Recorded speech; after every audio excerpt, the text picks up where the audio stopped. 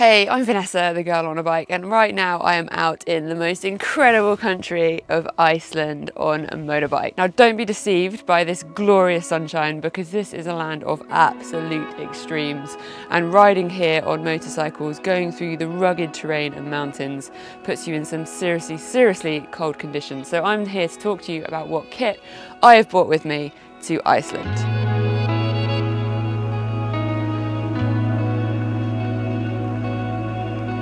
The most important thing I would say is making sure that you are warm and dry. If you are dry and warm, you are going to be enjoying this environment. So make sure that you have some waterproofs that you can trust.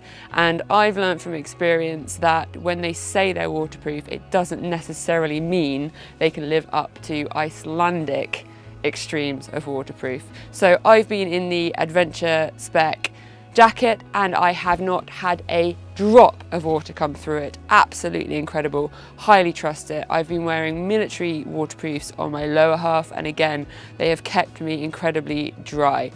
Underneath that I've actually had a Gore-Tex layer. Now the reason why I've had both is because I don't personally always trust Gore-Tex gear for the duration of the waterproof requirements that we've had in Iceland.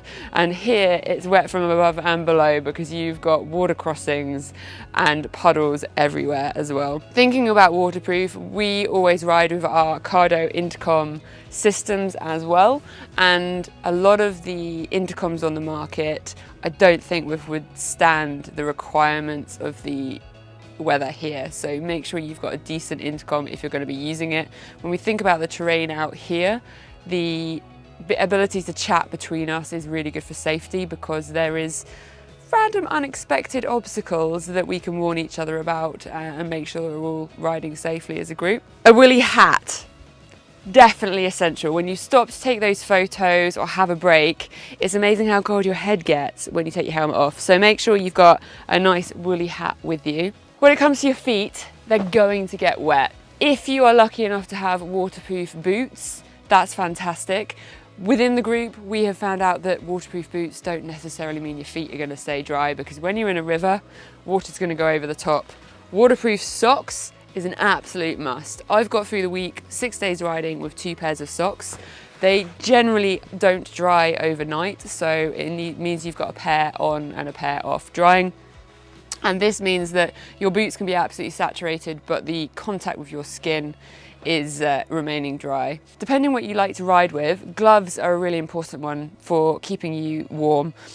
I tend to enjoy an enduro pair of gloves which are not waterproof, and I find that when I'm physically warm and riding, even if my hands are soaking wet, they don't get cold. So I've got 2 pairs of enduro non-waterproof gloves, which means I've got, you know, a drier pair.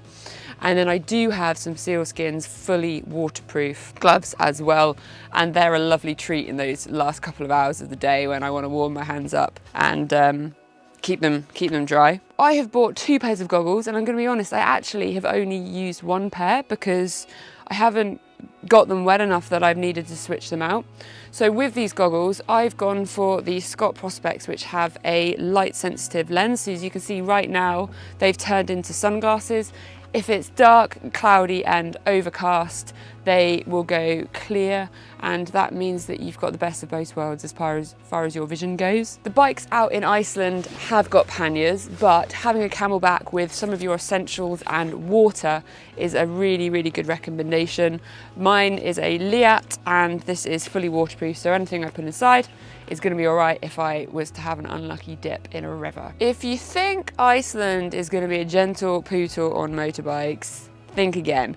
Coming with Ride with Locals, we are doing some insane enduro terrain across lava fields and peaks and mountains. So the body armour, very important. Touch wood, haven't actually fallen off, but if you do fall off, you want to know that you're protected, because if you have an injury out in the mountains in Iceland, it's gonna be a difficult rescue. So I've got the Liat Airfit, which I find incredibly comfortable, super protective, and I've got their knee braces as well. Decided to wear the knee guards because of the sort of riding I didn't feel like I needed my full X-frame protection.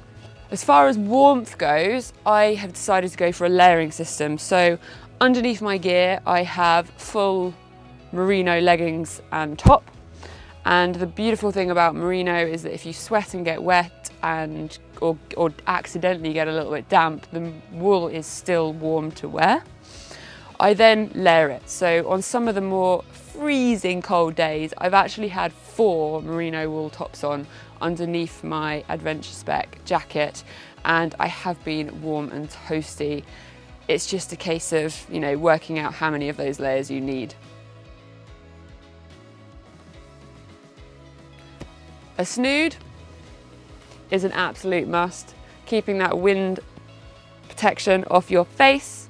So I have 2 snoods because they do seem to get a little bit wet when you're riding along out here.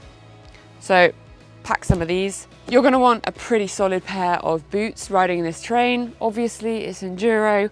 I've got the Liat 5.5 GPXs, absolutely love them. They are not waterproof and they don't pretend to be waterproof. So that's where the waterproof socks are really, really important. Just anticipate that you're going to have wet boots for the whole of your riding experience, but with the right socks on, you don't have wet feet. So that is a quick run through of the kit that is keeping me warm and dry here in Iceland. Please hit subscribe to my YouTube channel and let me know if you've got any questions about the kit that I use in the comments below. And yeah, I'm Vanessa, the girl on a bike, here from Iceland.